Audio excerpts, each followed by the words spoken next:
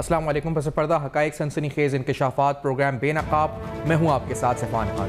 ناظرین، جو زبان فواد چودھری صاحب نے الیکشن کمیشن آف پاکستان ایک آئینی ادارہ ہے اس کے لیے استعمال کی، اس کے آفیشلز کو جس طرح تھریٹن کیا، نہ صرف ان آفیشلز کو بلکہ ان کے خاندان کو بھی تھریٹن کیا، وہ ہر طرح سے قابل مذمت ہے۔ اس زبان کے استعمال ہونے کے بعد کوئی بھی عام شہری یہ توقع رکھے کہ اس کو پھولوں کا ہار پہنایا جائے گا تو پھر اس کو مضحکہ خیز خیال ہی کہہ سکتے ہیں، اس کو خام خیالی ہی کہہ سکتے ہیں۔ آپ کو پہلے پروگرام میں سناتے ہیں کہ فواد چودھری صاحب نے کس طرح الیکشن کمیشن آف پاکستان پہ تنقید کی، پھر آپ کو یہ بتائیں گے کہ دھمکیاں کیا دی۔ لیٹس ہیئر دس فرسٹ کہ کیا کہا انہوں نے۔ سیکریٹریٹ بند تھا، سیکریٹریٹ سے نوٹیفیکیشن آتا ہے اور الیکشن کمیشن کی حیثیت صرف ایک منشی کی ہو گئی ہے اس حکومت میں۔ اداروں کا زوال جو ہم نے اس حکومت کے دوران دیکھا ہے، پاکستان نے اس سے پہلے نہیں دیکھا۔ اور اس کے بعد انہوں نے کھل کر دھمکیاں بھی دی۔ آپ یہ وہی دھمکیاں ہیں جو ہم نے دیکھا ہے کہ پاکستان تحریک انصاف کے چیئرمین ایک مجسٹریٹ کو دے چکے ہیں، اس سے قبل بھی مختلف آفیشلز کو دی جا چکی ہیں کہ آپ کو دیکھ لیں گے، آپ کو بعد میں دیکھ لیں گے، آپ جب حکومت جائے گی اس کے بعد دیکھ لیں گے، ہماری حکومت آئے گی اس وقت دیکھ لیں گے۔ کس طرح کی زبانیں استعمال ہو رہی تھیں، لیٹس ہیئر دس فواد چودھری صاحب نے کیا کہا تھا۔ لیٹس ہیئر دس۔ اس کے باوجود اگر وہ یہاں پہ تعینات رہے یا تعینات کیے گئے تو ہم الیکشن کمیشن اور ان کے ممبران کو، ان کے خاندانوں کو اور یہ جو لوگ ہیں ان کو وارن کرتے ہیں کہ اگر ہمارے ساتھ زیادتیوں کا سلسلہ ہوا، یہ زیادتیوں کا سلسلہ آپ کو واپس پے کرنا پڑے گا۔ یہ بات واضح طور پہ اپنے پاس لکھ لیں۔ ہم نے بڑا صبر کیا ہے، ہم نے بڑی احتیاط کی ہے، لیکن یہ معاملہ چلنے کا نہیں۔ اس طرح کی زبان ناظرین استعمال کی گئی اور یہ ایک آئینی ادارے کے لیے، اس کے آفیشلز اور اس کی فیملی کے لیے استعمال کی گئی۔ اور پھر اس کے بعد توقع یہ کی جا رہی تھی کہ نہیں، ان کو پھولوں کے ہار پہنائے جائیں گے، نہ کہ ان کے خلاف کوئی قانونی کارروائی کی جائے گی۔ اور یہ پارٹی خود پہلے یہ پالیسی رکھتی رہی ہے کہ کس طرح قانونی کارروائی ہونی چاہیے جب ادارے یا آئینی اداروں کے خلاف تنقید ہوتی تھی دوسری سیاسی جماعتوں کی طرف سے۔ ہم اس وقت بھی اس بات کے خلاف تھے، ہم مذمت کرتے تھے اور آج بھی مذمت کرتے ہیں۔ لیکن آپ کو صرف کچھ جھلکیاں دکھانا چاہتے ہیں۔ یہ جب سیاسی گرفتاری کی بات ہو رہی ہے تو ہم نے دیکھا تھا کہ جب پاکستان تحریک انصاف کا دور حکومت تھا، رانا ثناء اللہ صاحب پر ایک کیس بنا تھا ہیروئن کا، اور اس میں فیک کیس جو بنا تھا اس بنیاد پہ ان کو کس طرح قید میں رکھا گیا تھا اور کن حالات میں رکھا گیا تھا۔ شاید اگر عباسی صاحب اریسٹ ہوئے تھے بغیر کسی وارنٹ کے اریسٹ ہو گئے تھے۔ اسی طرح ایک 76 سال کے یعنی بزرگ شخصیت عرفان صدیقی صاحب اریسٹ ہوئے تھے، ایک استاد کی حیثیت رکھتے ہیں عرفان صدیقی صاحب، ان کو گرفتار کیا گیا تھا۔ اور عرفان صدیقی صاحب جو تھے وہ اگر بات کی جائے تو ان پہ جو کیس تھا وہ ایک کرائے کے حوالے سے ایک کیس تھا جس بنیاد پہ ان کو گرفتار کیا گیا تھا۔ میرے ساتھ اکبر ایس بابر صاحب پروگرام میں ساتھ موجود ہیں اور ان سے ہم گفتگو کریں گے۔ اکبر ایس بابر صاحب، ہم گفتگو کا آغاز کرتے ہیں، بانی رکن ہے پاکستان تحریک انصاف کے۔ اچھا، ہمیں بریک لینا ہے، اس بریک کے بعد واپس آتے ہیں، اکبر بابر صاحب سے گفتگو کا آغاز کرتے ہیں۔ آفٹر دس بریک ہمارے ساتھ ہیں۔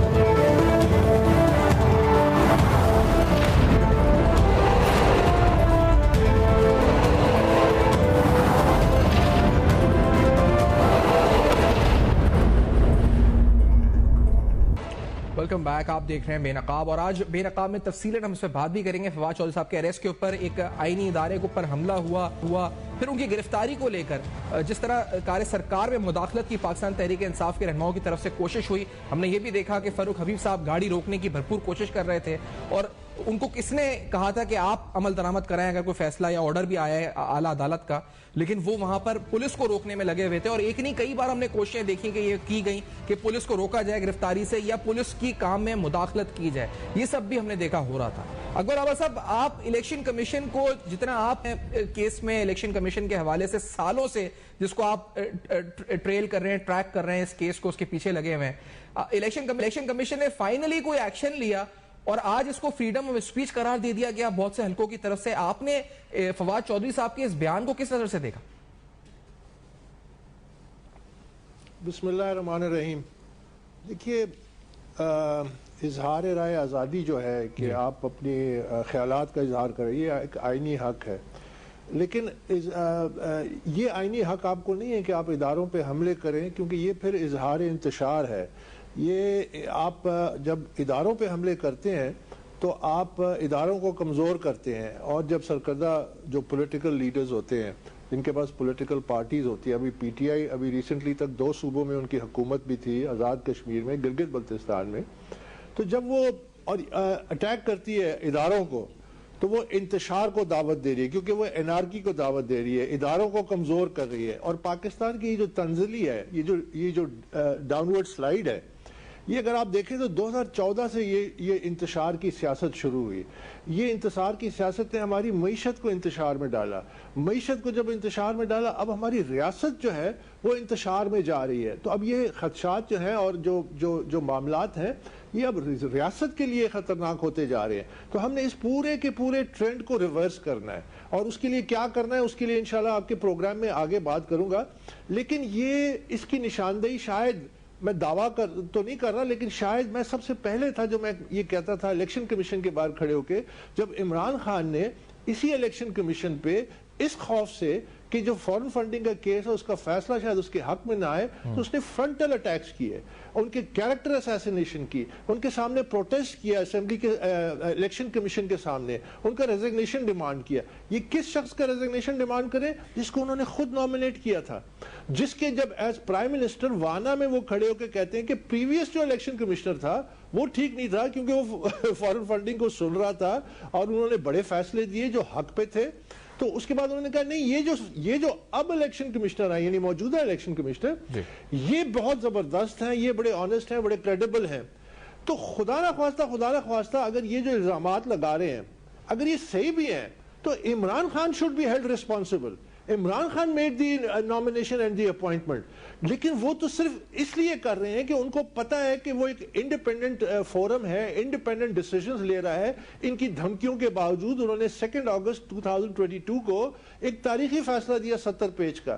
اس پیج میں اگر آپ پڑھتے جائیں تو کرمنالٹی آفٹر کرمنالٹی پی ٹی آئی کی اسٹیبلش ہو چکی ہے کہ کیسے انہوں نے اکاؤنٹ چھپائے، کیسے انہوں نے غیر ملکیوں سے پیسے لیا، کیسے غیر ملکی کمپنیوں سے پیسہ لیا. اور ڈائریکٹلی عمران خان جو ہر سال سرٹیفکیٹ دیتے تھے وہ انڈر رپورٹنگ کرتے تھے، مس لیڈ کرتے تھے. تو یہ تو، اور پھر اس کے بعد اگر آپ الیکشن کمیشن کا فیصلے پہ نہیں جاتے، آپ فائنینشیل ٹائمز کی سٹوری دیکھ لیں، جولائی 28 کی سٹوری ہے جس میں یہی الزامات ثابت ہو گئے اور ان کو یہ چیلنج بھی نہیں کرتے. وہاں کیوں نہیں چیلنج کرتے؟ وہاں فائنینشیل ٹائمز کو یہ آپ جو بات بتا رہے ہیں بڑی اہم ہے کہ یہ ماضی کے بیانات جو ہیں ان کے، یا پھر ماضی میں جو یہ کرتے ہیں وہ تو یہ پلٹتے بھی فوراً ہیں، اور اب تو شاید وہ دورانیہ بہت کم ہو گیا ہے. اگر صبح کہہ کے دوپہر میں پلٹ جائیں تو بھی حیران کن ہوتا ہے، بلکہ اب ایک آدھ دن یو ٹرن نہیں لیتے تو ہمیں پریشانی ہو جاتی ہے کہ خیریت سے تو ہیں یا نہیں ہے. لیکن ماضی میں جو بیانات دیے ہیں عمران خان صاحب نے اور فواد چودھری صاحب نے، پہلے فواد چودھری صاحب نے جب نہال ہاشمی صاحب کا معاملہ ہوا تھا تو انہوں نے باقاعدہ ٹویٹ کیا، انہوں نے کہا نہال ہاشمی کو سزا اس لیے بھی ضروری تھی کہ نہال نے کسی ایک شخص کو نشانہ نہیں بنایا بلکہ پورے نظام کو دھمکی دی. امید ہے کہ سپریم کورٹ باقی 7 لوگوں کو بھی جلد توہین عدالت میں طلب کرے گی، اور جو اپنی وفاداری ثابت کرنے کی آڑ میں 24 گھنٹے سپریم کورٹ پر حملہ آور ہیں. اور عمران خان صاحب نے کہا جی want to congratulate the Supreme Court for moving against Nihal Hashmi on his abuse and threats to senior judiciary and their families. I can assure them the whole nation stands with the Supreme Court and they should not be weighed down by the contemptuous and abusive behavior of Sharifs and their darbaris. اور اس کے بعد انہوں نے مزید ایک tweet میں جو 31 مئی 2017 کو کہا کہ Nihal Hashmi's shameful threats to the superior judiciary and JIT part of PML and political culture, they either buy people or try to scare them. تو یہ تو اداروں کے خلاف جب بھی کوئی بات کرتا تھا تو کھل کر سامنے آتے تھے. آج یہ خود حملے کر رہے ہیں اور کہہ رہے ہیں ہمیں گرفتار بھی نہ کرو، قانونی کارروائی بھی نہ کرو. دیکھیے اس کی ایک تاریخ ہے نا، 2014 سے ان کو پینڈر کیا گیا، ان کو لاڈلے والا سلوک کیا گیا. یہ فورن فنڈنگ کیس 8 سال کیوں چلا؟ یہ آپ اس پہ تجزیہ کریں. ابھی انصار عباسی کی سٹوری آئی تھی شاید 13 دسمبر کو، انہوں نے اپنی سٹوری میں لکھ دیا کہ اس کیس کو مینیج کیا گیا. اس وقت کے جو کرتے دھرتے تھے، میں تو اس کا وٹنس ہوں، مجھے تو بار بار بلا کے کہا جاتا تھا کہ اس کیس کو، میں ان کو کہتا تھا کہ یہ قومی سلامتی کا کیس ہے. ایک سیاسی جماعت جس کی غیر قانونی اتنے بڑے پیمانے پہ غیر ملکی فنڈنگ ہو رہی ہے، کسی مقصد کے لیے ہو رہی ہے. یہ ایک انتشار کی سیاست کو بڑھاوا دیا جا رہا ہے، اس کو اقتدار کے اس راستے پہ ڈال کے انتشار پاکستانی معاشرے میں پھیلایا جا رہا ہے، پاکستانی سیاست میں پھیلایا جا رہا ہے. تو ان کو پینڈر کیا گیا، ان کے ساتھ لاڈ کیا گیا، اور یہ بہت عرصہ چلا. اب یہ صورتحال بن گئی ہے کہ یہ سمجھتے ہیں کہ یہ کوئی ملک ان کی میراث ہے، کوئی ان کو ایز اف یہ اس کو اون کرتے ہیں. یہ ان کی میراث نہیں ہے، یہ اس کو اون نہیں کرتے، اسی لیے وہ جو چاہتے ہیں کرتے ہیں. لیڈر کی پہچان کیا ہے؟ لیڈر کی پہچان ہے اس کی زبان، اس کا کال اور اس کا فعل. جو شخص خود کہتا ہے کہ میں یو ٹرن لے کے وزیر اعظم بن گیا، تو اس نے اپنی جو یعنی آپ یہ سمجھے کہ جو وائس ہے، یہ جو برائی ہے، عیب ہے، اس کو ورچو بنا دیا کہ یہ اس کی صلاحیت قابل